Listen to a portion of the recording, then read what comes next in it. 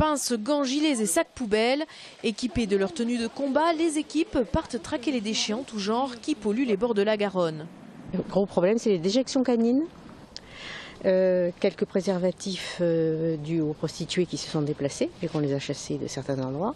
Et puis les bouteilles, les canettes et tout ça, quoi. Voilà. Dans les rangs, 88 jeunes volontaires du service civique, des membres des services municipaux et des bénévoles.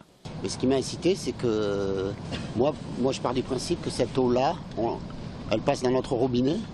Donc si on peut éviter de faire trop de nettoyage, façon de parler, en ramassant tout ce qui est plastique. Une couverture comme une bouteille de bière, des bouteilles de coca, des bouchons, des t-shirts, de tout.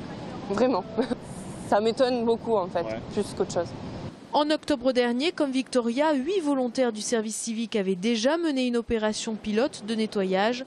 Les jeunes avaient alors fait part aux services municipaux de leurs remarques et de leurs idées qui sont aujourd'hui à l'étude, comme celle-ci.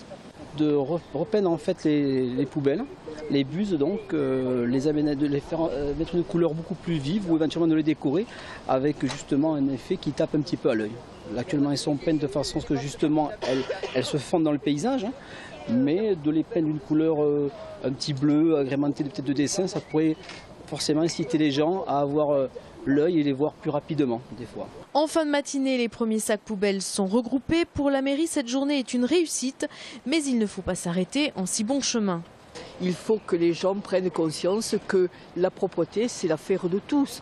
Et encore une fois, j'insiste sur le fait que la Garonne, comme les canaux, ce sont des jardins sans frontières.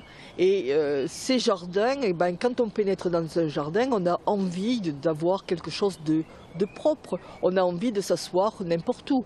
Tandis que là, on se pose des questions de savoir ce qu'on va y retrouver. Pourtant, on n'abandonne pas impunément ces détritus. Le jet de papier ou de mégot est passible d'une amende de 35 €.